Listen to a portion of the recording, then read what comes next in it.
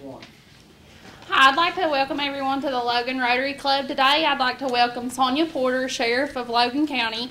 Sonya has been with the Logan County Sheriff's Department for 22 years, then was elected Sheriff in 2013. The Sheriff of the county serves as its Chief Law Enforcement Officer, charged with the responsibility of policing the county and keeping the peace, including the power to make arrests. Sonya is a graduate of the West Virginia State Police Basic Law Enforcement Academy, as well as a graduate from the FBI NA Academy. She attended Southern West Virginia Community and Technical College and West Virginia State University, where she graduated with a RBA degree. Sonya was most recently appointed by Governor Tomlin to serve on the Sheriff's Bureau of Professional Standards. Please join me in welcoming Sonya Porter.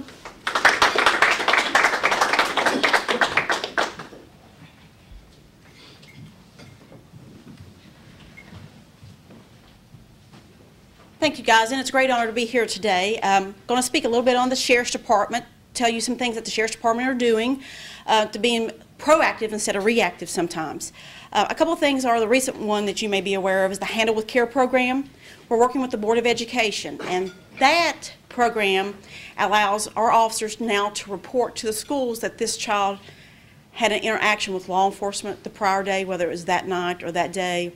So if that child comes in disheveled, goes to sleep, doesn't have its homework, acting out, then they can understand that something's not right in that home, that they've had a traumatic event, whether a parent's been arrested or there's been a search warrant or something of that nature. It could even be down to natural disaster where we've had floods, anything like that. Just something to reach out to help those kids, have extra loving care, any counseling, things that we'll start partnering together. Law enforcement's been seeing this for years. We just had no venue to push it to. So this way we're working all together with the Board of Education, with mental health, with anybody that we can to make these kids' lives different, to help them finish school and be productive and be able to do well in their life. So I think this is a really good program that's going to do a whole lot. We are kicking it off actually this week. We're piloting it at Hugh Dingus Grade School. That's where the Board of Education wanted to do. It's a rural school that tends not to get a lot of attention. So we sat down and talked about it for a while, and they chose that school. Hopefully after we get the kinks and everything out, make sure all the reporting's going on and how we're interacting with the kids, that January 1 we plan to go countywide. So this is a great program that we're really excited about. Another program that we've been working with DEA on is the Take Back Drug Box. That is currently in the Sheriff's Office. There's one getting ready to go into the town of Man, and hopefully here shortly we'll have one in Chapmanville. But the one in the Sheriff's Office has been there for a couple months now. Last week we pulled it out and did the weights to get ready to send it out to be taken care of. We had 60 pounds that came into the Sheriff's Office in just a few months. So we are excited. It was shocked that we had that much that came in there. We'll also be participating in the annual Take Back Day with DEA September 26th, which we'll have our command post up there at the Fountain Place Mall. We usually do really good there. Last few times we've got over 100 pounds in 4 hours. We're just there for 4 hours. And it's real convenient for folks, so they just come by and drop it off while they go shopping, and off they go. So it keeps it, one, out of the house, so our kids aren't getting it or doesn't entice somebody else to get it. And two, it's not putting it back in our water system to contaminate our water system where we're drinking this stuff back into our bodies. So those are the most important things there. And this also gives, I know a lot of folks when they have someone that passes away, they don't know what to do with the really hard narcotic medication. This gives them immediate, get it out of here. So, and then they don't have to worry about the house being broken into or them being stalked or robbed or anything like that. So that gets that out. Those are one of the two big programs we've been working on. Now we have canine units. We actually have a third one that's coming on. Jason Mathis is going to be our third canine unit. He's in the middle of training now. We just got the dog. Max, he just come in. Chief is my training officer, master trainer with canine, so he's actually going through and he's really impressed with this dog. So I'm hoping Jason and Max do a great job. Good things to come, we're hoping. We have two left. We have Jet that does a really good job, and then we also have Devlin, which also does a good job. And Devlin is assigned to Captain Dennis Brown, and then Jet is assigned to Nick Booth, Corporal Nick Booth, and they both do an excellent job, and they're good. You guys have any questions for me as far as, we have a Facebook page. I encourage you to use it, share it. We put information on it. It has a tip line on there, the tip line that we have for our office, which can be anonymous and confidential, which is 304-792-8593. We encourage folks to use it, and they have used it. Also, we have the Facebook page for the Sheriff's Office that we use, and we get a lot of information there. I guess the best one we had here recently is when County Commissioner Danny Ellis's side-by-side got stolen from his house. Between working with the communities and the crime watch groups and posting it on Facebook and getting the information out and everybody sharing, within 24 hours it was back at his house in the location we recovered it. So I think that is a great tool, can be a great tool to use for law enforcement. It has for us. So we're going to continue to promote that page and encourage folks to use it and look at it. We put anything in there from school closings to little minor things to if we have a disaster, we kind of help respond with the Office of Emergency Management to get the information out, such as the last 3 weekends, this weekend included, they've had the cleanup.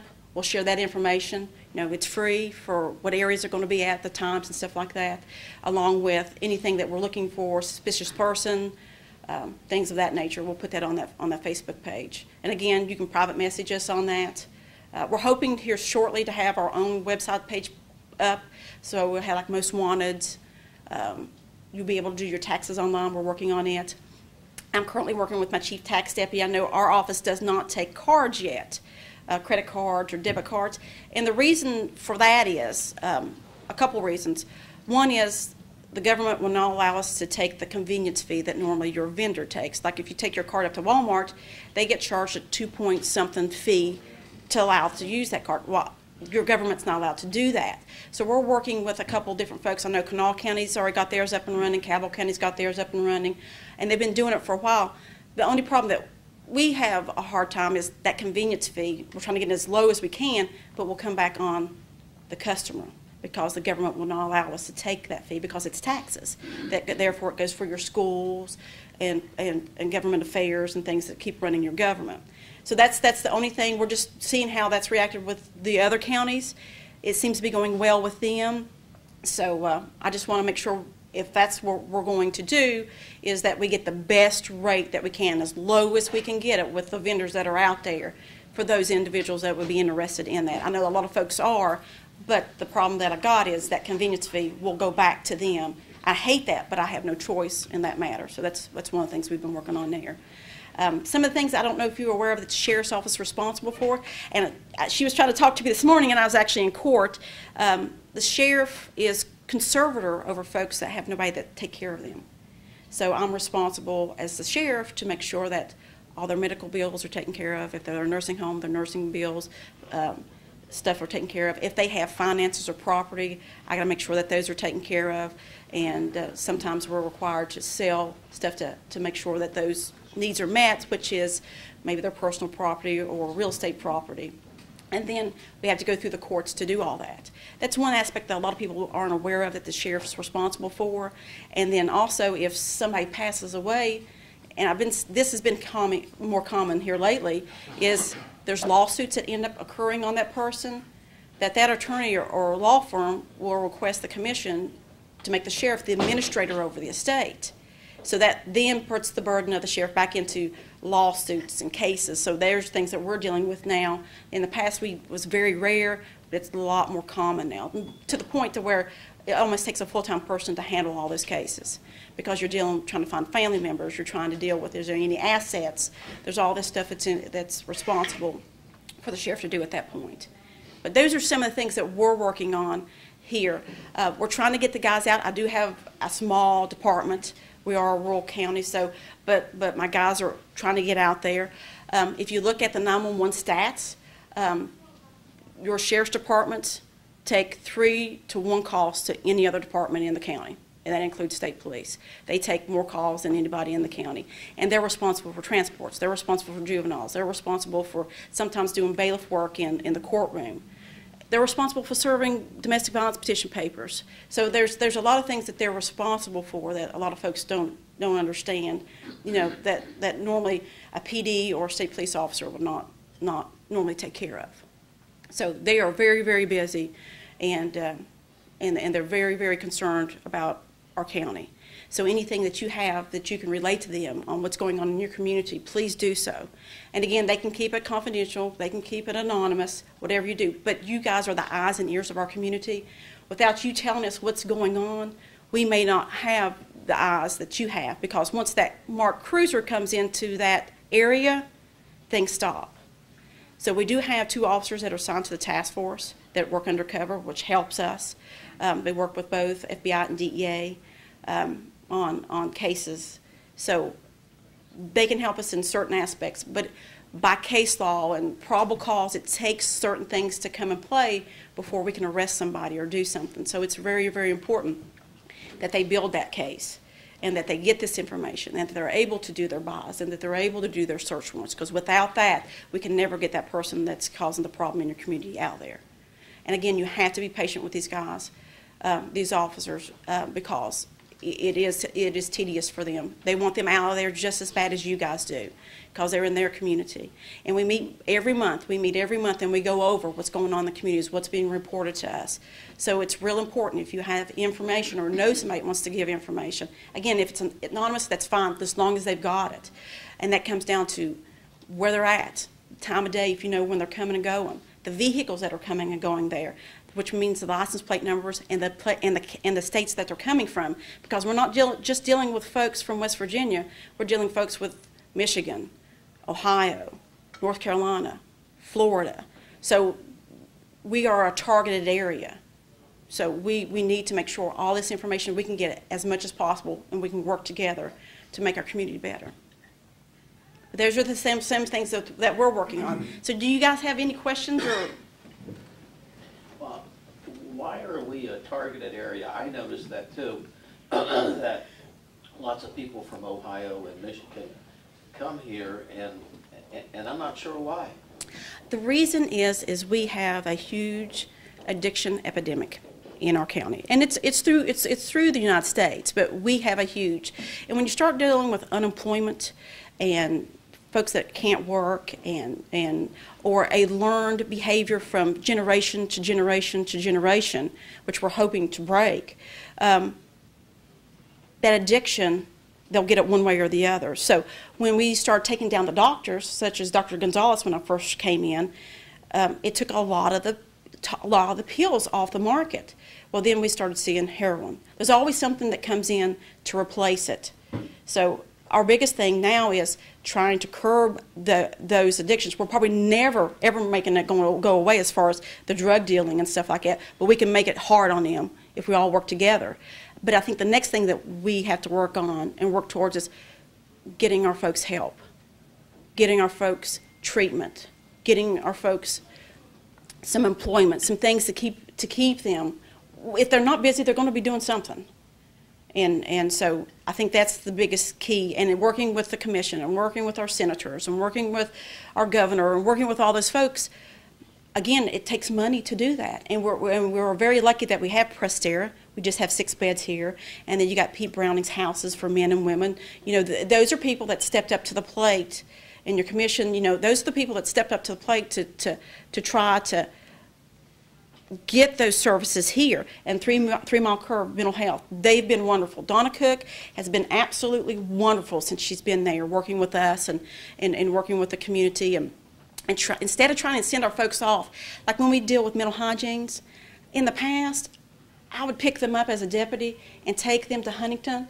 And by the time I came back, they were back home before I got back home. So now they're trying to do their treatments here, because you got to work on what the true problem is for those folks. Because if we don't figure out what's wrong for them and we can't help them figure out what's wrong, then we're never going to fix the situation. And what I can tell, it's different from person to person to person. It could be a traumatic event when they were a small child that caused them to get on this path and go forth. And that's one of the things that Handled with Care is important to us, because when you start talking to these guys and gals that are in prison, you said, well, when's the first time somebody could have interacted with you? And according to the research, it says, when I'm in grade school, like when I'm like 8, 9 years old. That sends a huge message to the rest of us. So, you know, I think it's very, very important to focus on our future, which is our children. And I think that's a good part of it. But also we're having parents that are addicted, and we have grandparents raising grandchildren. And that's a whole different element there. And, you know, I've seen grandparents come and say, I just can't do it anymore. And you feel sorry for them because they are trying so hard. But it's just overwhelming to them. So then they get put in foster care or something like that. So I think it's real important that as a community we gather up together, we do as much as we can to educate our children and to be there for them when they have these issues that's going on, and try to give them resources and try to see what's going on in the home. As far as the Sheriff's Department is going to go on that aspect of it, when we start dealing with that, we're going to try to get more involved in going into the schools. And I know the Board of Education, in talking to Ms. Atkins on truancy issues, is and maybe start interacting with the parents also in a proactive way, not such as, you know, just trying to get everybody back on track to see what's going on. Because I think that will help our future if we can help our children. Situation happened in Ferguson. Could y'all take an extra training or steps to maybe for that not to happen, or? We're very lucky. We have as far as the Sheriff's Department goes, we have a good rapport with just about everybody in our community. But you do see an overflow that incidents like Ferguson and other ones that rolls over onto your officers, okay? And that means even the media, with the media reports, some of our media is really pro-police, and then obviously there's some that aren't. So, you know, yes, there's things that in our monthly meetings we address certain things. In our training we address certain things. So absolutely, officers are always made aware of what's going on. Immediately when we start getting information, like on Boston, when Boston was having their issues, and, you know, it immediately disseminates out to our officers. We work with the Fusion Center, West Virginia Fusion Center, which is a hub for information that comes in from all different agencies and throughout the country. So if we see a trend or see a suspect that may be coming through our area, they kind of feed it to us, and then we go through. Actually, I'm just now assigning an officer to that Fusion Center as a liaison officer. So we will actually be part of that Fusion Center and have a voice in it. So, but yeah. What I'm really trying to say is reaction, you know, is part of it at least. Or you tell somebody to stand up or lay down or whatever, and they give you, you know, a lot of mouths back and forth, yeah. Whatever. I mean, is that something that you want me to do every day, or I mean, just do they know how to react to that, or is there new trainings for that? Well, in the academy they get trained to deal with those issues, and again, it's on a case-per-case basis. So it depends on who you're dealing with. If you're dealing with a small child, if you're dealing with an adult, if you're dealing with an adult that's just upset over a domestic issue where the child was taken away from. So it depends from incident to incident on how you would handle certain things. And most of the guys are very, very versed on that. You know, I have seasoned officers, so they're really well on that. And if they have an issue, you know, that they're not for sure how to handle, they always reach out to a supervisor. And they do receive training. We're required to have training every year. So some of it is leadership training. Some of it is dealing with difficult people. You know, so yes, those trainings are available to officers, and they do receive those. But it's random. It's not all at once, because I can't take everybody off the road at once. You got to have somebody there. So as it comes through and it gets rotated around. The reason I asked that is all of a sudden you heard all this, you know, nationwide stuff was going on, and in my opinion, it's really just a complete disrespect for authority. If the policeman tells me to do something, my gosh, I'm going to do it. Yeah. You know, you know. But again, me to stand up, sit down. Yeah. Whatever, you know. And, but again, you're a law-abiding citizen, so therefore, most of these folks that they're dealing with, they've dealt with them multiple times. They've been to court multiple times. So they don't have the best respect for law enforcement in the first place. You know, they feel like you should leave me alone, let me do what I'm doing. You know, if you're breaking into somebody's house and you're robbing somebody or you're beating somebody, or, you know, that officer is going to take those steps to make sure that they protect themselves and you and the community. So do they like putting hands on folks? No. But is it required sometimes? Yes. And therefore, the things that we've helped to try to promote or to give a more clear vision or what we're doing, that with my chief and I, when we came in, our policy is if you put your hands on somebody, a use of force has to be done. A supervisor is called out, an immediate investigation occurs, and then it's reported to the chief. The chief reviews the whole report, and then it comes over to me to review. And then we immediately know whether there was something that wasn't quite right with the officer. I thought about that similar issue. Recently I was on Facebook, and I seem to see a lot more people sharing videos of interactions with police officers. I don't know if it's more or if it's just seeming more to me. But how many of these people are going out looking for something? And they do. I mean, unfortunately, my guys I have to always make them aware, and they're very aware themselves, is that people are looking for lawsuits. And those individuals are bonded, so therefore they have insurance. So if they can settle for $5,000, they'll settle for $5,000. Because again, some of them are addicted, some of them are just looking for an easy ride. It just depends. I'm not saying that all of them are. I'm sure there are cases that are legitimate. Unfortunately, I think it's sad, but on most cases it's not. But yes, I think they look for that. Well, the video that was circulating, it comes out every couple of years on Facebook from the gentleman that was going through the DUI checkpoint and just was totally belligerent with the officer and telling him that he couldn't do that. The officer, I think, did everything he possibly could do in that situation. And they do. They try to do everything they can in that situation to the point that you're obstructing. You know, it's legal to have a checkpoint as long as, and believe it or not, by law, we have to tell you we're giving you one, we're having one.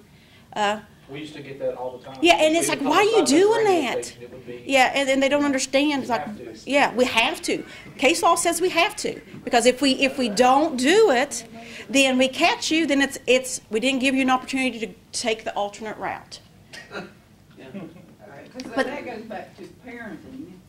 Parents teach these values to their children. It comes to school. As a school teacher, I could tell you all 10 years ahead who's going to be out, who you're going to be dealing with. Well, I can tell you before you even get them who you're going to have problems with. So, it's going to be, it goes to parenting. The parents are not respectful of authority, of disciplinary measures, of, any of that thing, because they don't have to be. And so they teach their children, you don't have to respect that. You don't have to do that. And they're seeing social media, and they're seeing reality TV, and they're seeing all this stuff that we don't, as we grew up, we didn't see. Heck, I was told to get outside, and I'll see at lunchtime or dinner, don't come back in here, You get out and you play. But that's not the reality of what's going on with our kids today. Our kids are exposed to a lot of things that children shouldn't have to be exposed to. So they're growing. Crime Watch work with you guys? Yeah, we have some crime watchers that work excellent with us. Absolutely good. Omar works really good. Garrett's Fork works really good. I think when you find the ones that don't, that kind of struggle, is their inner group kind of have a battle amongst themselves sometimes, and they'll start it, and then it kind of dissipates. And I always try to bring Omar and Garrett's Fork in because they've been through those battles. Yeah, that's where I'm at, where my warehouse is, and I usually give them a couple $100 a year to help them out. Yeah, they do it. They seem to do really good. They do an excellent job. Those two do an excellent job, and I mean they've nice went. To have more of those. Oh yeah. And again, they've tried, but what you're dealing with is conflict amongst the group at some point. But they are really, those two are really excellent to work with. I mean, if something's going on, they call us. If they need something, they call us. Actually, I have one more question. Castle Doctrine, and how's that affected crime issues? And I think it's made more people aware that since the law's changed, instead of the way the law was written, that you had to retreat if somebody came into your house, which was ridiculous. But now that you have the right to protect yourself and your property, I don't see as many home invasions as before. So those tend to have went down. But what you have seen now is they're targeting you guys when you're at work during the daytime. That's the change. You see the shift, the little bit of shift. That's what happens. So And they get real creative. They get to, if you have a death in the family. That happened to George May, was that his name, was with the sheriff's department for years? Yeah. During his funeral. Yeah, they burglarized his home. They destroyed Burglarized his home. They did the opposite of that. So that, and unfortunately, they look for that. That's an easy target, and particularly if you've been terminally ill, oh, that's the money pot for them, because You've got pills. you got pills and stuff in there. So those are things you have to watch and look for. I notice, you know, when we would have something like it after George's situation and some other ones, like when George Underwood passed away, they were really concerned about his home. And we had some volunteer firefighters kind of stayed at the house instead of going to his funeral just to watch her home. You know, so I mean it's sad, but that's the reality of where we're living in right now. But yeah, you'll see shifts when we make a shift or the law changes and the shift changes, then they shift. They start shifting. So then you've got to. It's just a battle back and forth. Knowing firsthand how important and how well the deputies and your office have reacted in this county, and we're very pleased and proud to have you as our sheriff and the deputies as well. What can we do now, knowing that this area is ground zero on the war on coal, and we have some diminished revenues now as far as the coal severance tax is concerned? Would you please explain to everyone here what we can now do to help shift to other resources to bring in the necessary revenue to continue your office and its functions? Yeah, like I was talking to you, Roger, earlier, we have seen a huge decrease in coal severance tax, a huge decrease, which affects county government and your schools and things are going on. So when that happens, that means that unemployment is happening. So we obviously need to get these folks trained, as much training as we can get for them. We would love for them to stay home, but we understand sometimes training means they have to go away to make a living for their family. But I think using these reclaimed mine sites for, I know they've been talking about pig farming and industrial usage and things like that. I think those are important. We're going to have to feed off that. If that's what it comes to, then we're going to have to use those type of properties to bring in jobs for our people. Because I think we got to have jobs to make things better. Yes. We have to have them. So I know for a fact that our senator and governor and commission and all of them are working on it. It takes time, I understand. I've been in government for 22 years. Lord knows I know it takes time. But we don't have a whole lot of time. There's things we've got to work on. And we've got to continue to communicate to our representatives in the places that can make a difference on the war on coal. So continue communicating to them that, you know, it's a needed asset here. We've seen it in other countries. They've done the same thing that they're doing here, and they're reverting back to coal. I don't understand. So I think it's still very, very important. One is to get those folks trained, get as much training to get employment here, some type of employment other than just coal, just so we can get through what we're going through now. Because now it's a very difficult time. I went through this, like I said, in the early 2000s, late 1990s, somewhere around there, as a deputy, and it was 8 years that there was no raises but like $50. So, I mean, there was nothing. When an increase came on insurance, the employee had to pay it. So, I mean, those are things, it'll affect everybody from ground up. So I think those are very important things that we have to start addressing. Okay. Anything else, guys? Again, thank you for letting me come and talk to you. My door's always open. You can come and talk to me, and thank you. We'd like to thank Sheriff Porter for taking time out of her busy schedule to be here. And like she said, you know, I know we kind of had to cut it short today, but I'm sure, you know, she'd answer any questions. And if anybody has information that could help her take some of the crime out of the community, please contact her office. Thank you. Good job.